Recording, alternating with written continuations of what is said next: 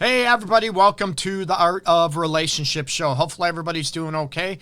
Everybody is, doing well. And I know the weather here in the Midwest has been sort of winter's coming in. Cold air, cold temps are coming in, and it's hard to keep our butts wide awake. So anyways, going to be talking about, of course, shared or private. What is your rules for a relationship? And there's a lot of people that have questions and they have issues. Greg, oh my God, she won't share her password. He won't let me see his phone when I want. Shared location, that type of situation. So I'm going to give my professional insights, and it might not be necessarily what you think, but we're going to go after what is happening and what is going on right after this, okay? So don't go anywhere. We'll be right back with the Art of Relationship show.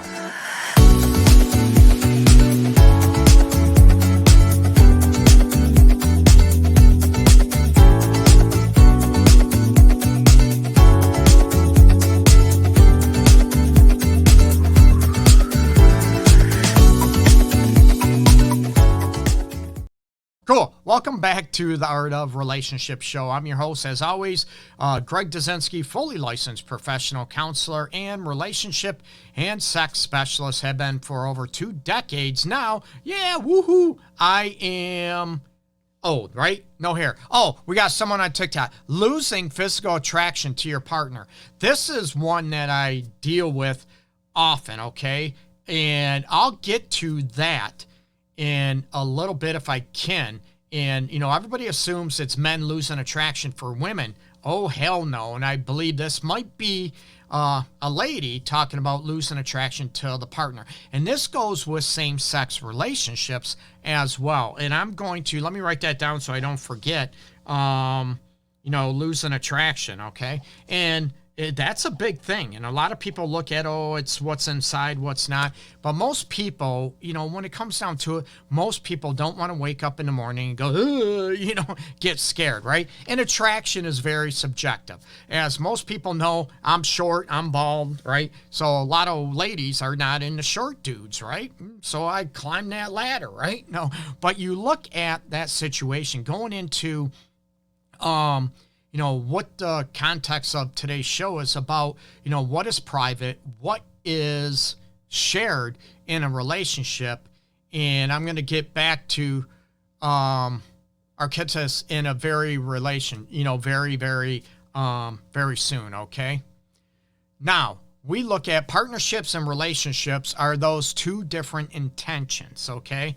Terrific. And those situations, when you look at, are they, no, I love the questions. Keep them coming. I'm going to try to get to them. And I usually do on TikTok alone, I usually do a Q&A outside of the show, but I'm going to incorporate it into today's show. And I love the questions. Please hit me up, whatever. I love it, and share.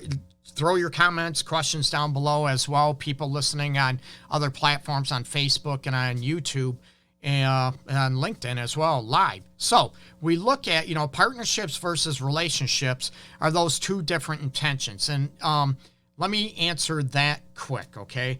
And we look at, now you're looking at relationships. Are you looking at family relationships? Are you looking at romantic relationships? Or, business partnerships or business relationships? So you have to look at, how do you define those? And everybody tries to look at, for reality, they do a Google search, what this means, what that means. I tell people in my office here in Metro Detroit, when I'm dealing with this situation, you need to be able to identify, and you need to be able to specify and clarify what a relationship means to you. Are you in a say romantic situation? Are you just friends with benefits? Are you hooking up? So you have to look at, what does that mean? And there are relationships, romantic relationships, they're in together, and you look at those situations as far as, what are the boundaries? What are the rules? And there are people that are in a relationship and they also have a business partnership, be it, they're flipping homes, real estate. Maybe they have some other, content creation business, that type of element going on. So you need to specify exactly what are the rules of that partnership or what that relationship is. Is it romantic? Is it just friendship? Is it a business partnership. And that's where you need to go with it, right? Because a lot of things can be convoluted. One person, and it's, men, women, it doesn't matter, where they're just, it could be just, oh, it's sex and that's it. But, we're not in a partnership. We're not in a relationship. So you need to define, number one, what you want, what you're looking for, and be able to have that conversation with that person and be open and honest. I'm not about people going sideways and lying and running game on somebody else. I want people to be legit and be open and be honest with that person, no matter if it hurts their feelings or not. That's not your intention. So you need to be open and honest. So hopefully that can answer your question. And great questions. I appreciate it. Okay. I believe that's where the privacy debacle comes into play. And I love that question. That's where we look at, what is private and what is shared. Number one, are you in a exclusive relationship? I'm going to look at that. Okay. Are you in an exclusive relationship, or are you just in a friends with benefits situation or a dating situation where you're non-exclusive? So those change my rules and my professional take on boundaries and about privacy and what are shared. Okay. So if you're in a committed relationship, and we can look at, you just started dating and exclusive, again, you set up the rules. A lot of people want me to come in and, I'm not politically correct. Okay. Not at all. So I look at the situation about, people make up their own rules. It shouldn't be me. It shouldn't be another professional. It shouldn't be their mama, their dad, their brother, sister. You live your life, and I want you to make up your rules, what works for you, what doesn't, when it comes down to privacy and shared aspects in your life, okay? And it's like, oh, your partner wants to know everything, what's going on. Oh, I just went to the bathroom. There, I told you. No, I'm not about people micromanaging everybody or the partner in their life, because it's going to come across as very controlling, and it's going to come across that you are being a mother, a father type figure, that type of thing. And it comes across as one has power over that other person. No. Now, even in an exclusive relationship or in a marriage situation, we have to look at, do those rules change if somebody cheated? Absolutely. In my professional advice, when somebody, say, cheats or there's a betrayal, we have to look at what happened, what caused it, not excusing or condoning it. Was there remorse and guilt and a commitment to not do it again? And part of that commitment is earning that trust back. So when it comes to, well, I'm not sharing my phone, I'm not sharing my email passwords, I'm not sharing my location, and you just cheated. Well, what are you going to do to earn that trust back? So somebody, looks at, you don't have to do anything, right? But that doesn't mean trust is going to be earned back. And that doesn't mean that relationship is going to survive. That might tell that person that you cheated on, let's be honest, that you don't really care. You don't want to work to earn that trust back. You don't want to do anything. You just want to blow it off and live your life without even earning that trust back. Then my question is, why is that person even wanting to be with you to begin with? So what are you going to do to earn that trust back? And that's part of looking at, going through your phone, maybe email aspects, social media, that type of aspect. And then you look at, did you lose your right to assertive privacy because you cheated? You betrayed that trust. And it also could be that betrayed a trust also could be, maybe you're talking to someone you shouldn't be talking to. And some people view cheating or, that it's just sexual. No, it could be talking, it could be emotional, definitely, physical, a one-night stand, oops, that type of situation. Or it's, more integrated, where it's more you're falling in love with somebody or fell in love with somebody and it's sexual. It's all that aspect. So you need to be able to look at what happens, and you need to be able to understand the boundaries of that. Okay, say no cheating, no betrayed trust comes in. And there are situations, and I've dealt with individuals that there's been no cheating, no trust issues, and one person will call every 5 minutes, every 10 minutes, literally, and their partner's at work. And I got bashed about certain things on a Google review. I think I'm honest, I'm real, right? So it was a Google review I got bashed on. I think it was the only one, and I'm humbled. I'm very thankful because I called this individual out and asked if this individual, if they're getting the help and all this for insecurities and those type of things. Because when you're calling somebody every 5 minutes, 10 minutes, trying to look for everything, that's a control aspect. Even if your intention is not that, it's going to come across as controlling. Is it out of insecurities? And you need to work on that. Okay. Now, if your partner caused those insecurities, caused the trust issues, then they have to eat that and they have to understand that. But people still have to work and, make money, make a living. So you have to look at what works for the relationship as a whole in the person that was, betrayed and crushed, that type of situation. So when it comes to, phones, let's face it, everybody has them. I have them, that type of situation. When it comes down to shared or private situations, what do you share? What do you not share? That type of situation. Again, every individual, every couple needs to decide what their rules are for that relationship. I don't decide that. I can throw out my professional, opinion, my professional insights, and to help you and looking at that. And if there's no betrayal, trust, or anything that's going on, my rule of thumb is if you got nothing to hide, what's the big deal? Oh, here's my phone. Here's your phone. But there's a lot of people will yell and scream, Greg, he's not my dad. She's not my mom. I hear it in my office almost on a daily basis. And my question is, if you got nothing to hide, what's the big deal, right?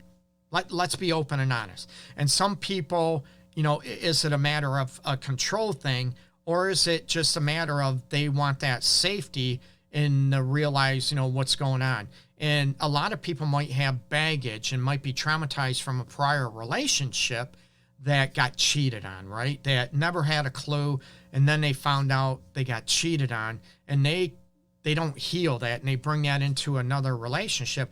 And all of a sudden, oh, let me see your phone. Let me see this. This happened to me. Well, this had nothing to do with, it had nothing to do with you or your new relationship. Oh, let me adjust. So we have to look at that element in underground media. Hey, being overbearing, even if isn't a control thing, can cause resentment in your partner. Oh, absolutely. Can you pin a comment now? Tap a comment to pin. Moderators can do this. Oh, you know what? That is a good question because I need to be able to check on that, and I appreciate that insight. So you look at, with underground media, I definitely appreciate that question as well as the other insights that I got at the beginning of the show. It can build resentment. It can look at, if you have insecurities, like I said, it could be based from people that you got cheated on in your past and you haven't healed, and you're assuming your new person is, hiding or going to cheat on you. Number one, it's not fair because they didn't do anything to deserve, that breach of trust. They did not do anything to cause you to not trust them. You get me? And I get it. It's hard. But that's not them that they have to keep reassuring you. That's the work you have to do. And that's where an individual underground media mentioned about being able to, that builds resentment. Hey, you don't trust me. I'm not doing anything wrong. And there's a lot of relationships that will cease because of that. And then the person that didn't have the trust or that's always, paranoid about that person doing something wrong or cheating or that type of situation. Oh, you broke up with me because you must have cheated.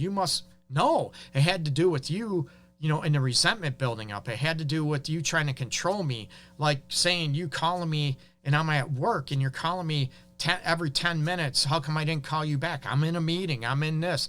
That type of situation. And then they wonder why that person broke up with them. So that's a good point and a good comment, right?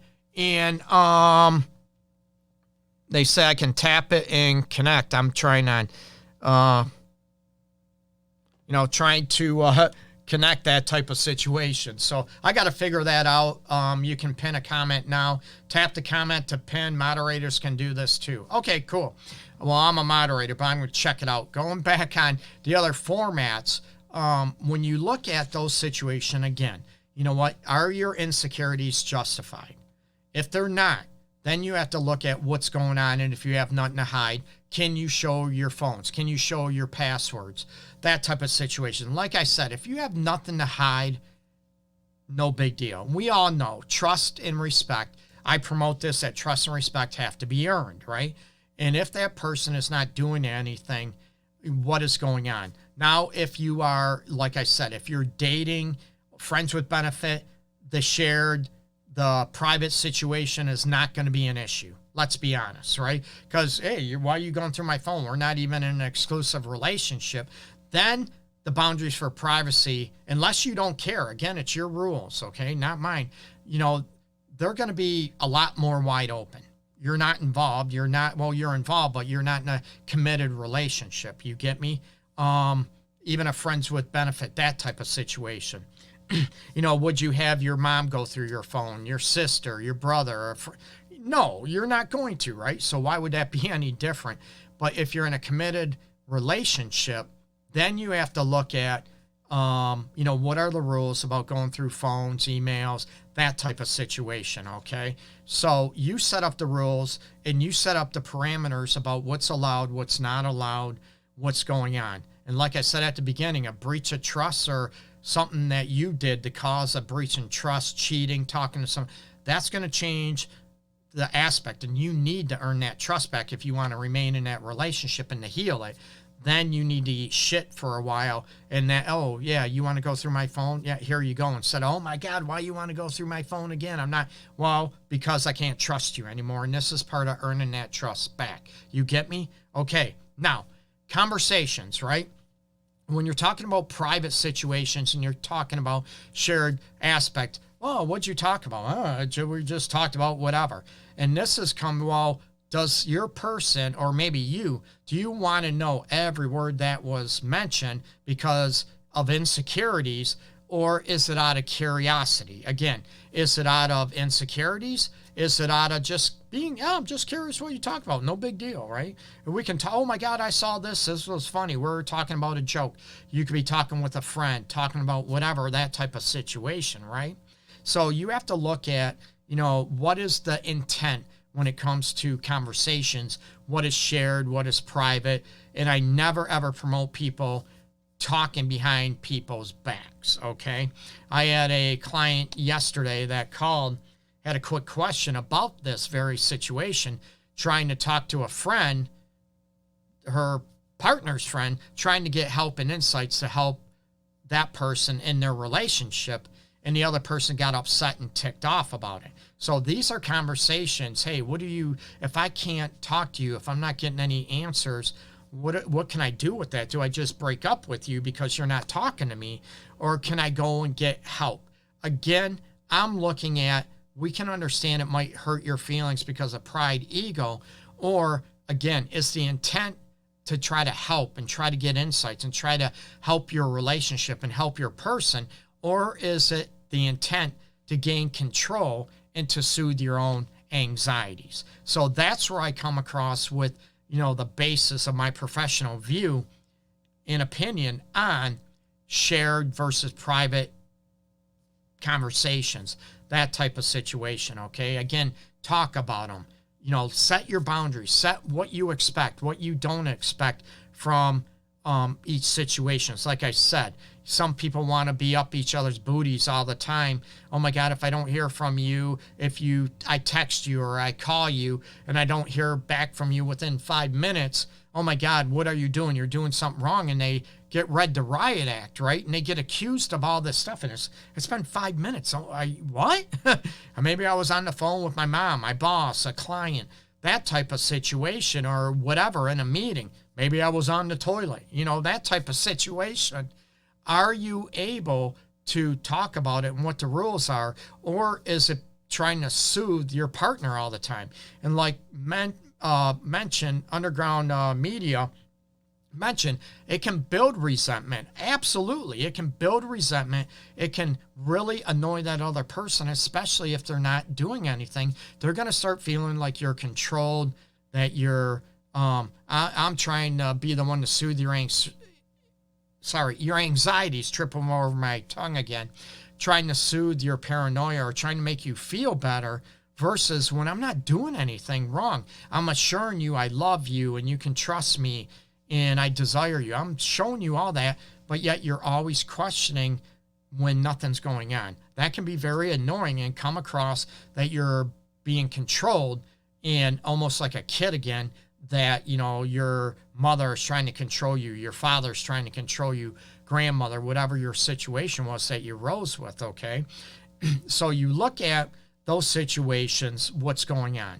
Now, other conversations about, you know, what is shared, what's not shared when it comes to exes, right? Ex-girlfriends, ex-boyfriends, ex-baby mamas, baby daddies, ex-wives. You know, when kids are involved, at least, I don't have to tell you everything, what's going on. You know what? I look at respect for the relationship. I look at respect for the marriage and relationship. Number one, hey, I just talked to the ex, you know, this is going on with the kid or whatever. We only talk about the kids, right? That was a little word of advice, right? That you only talk about the kids. Now, if you're talking on a daily basis and your partner is looking at, hey, why are you talking every day? What's going on? You, again, boundaries and looking at what's shared and what's private. Well, if you don't tell your person, I talked to, you know, my kid's mom, my kid's dad today, that situation, that builds trust. You get me? If you keep that, I don't have to tell them, it doesn't have anything to do with you. It might not, but you're looking at building trust, maintaining trust, and building connection with your partner right now. So are you able to look at that situation? Are you able to look at, you know what? Hey, I want to build that trust. I have nothing to hide, so I want to be open and transparent, which I promote. Are you able to do that in that relationship when it comes to, you know, shared versus private entities, okay? Now, another aspect I haven't touched on now is about shared locations, right? Well, your person said you were over there when you were over there, right? Is that a breach of trust, or is that just something, you know, I ran to this store and they didn't have anything, so I had to run to this store? You know, you understand?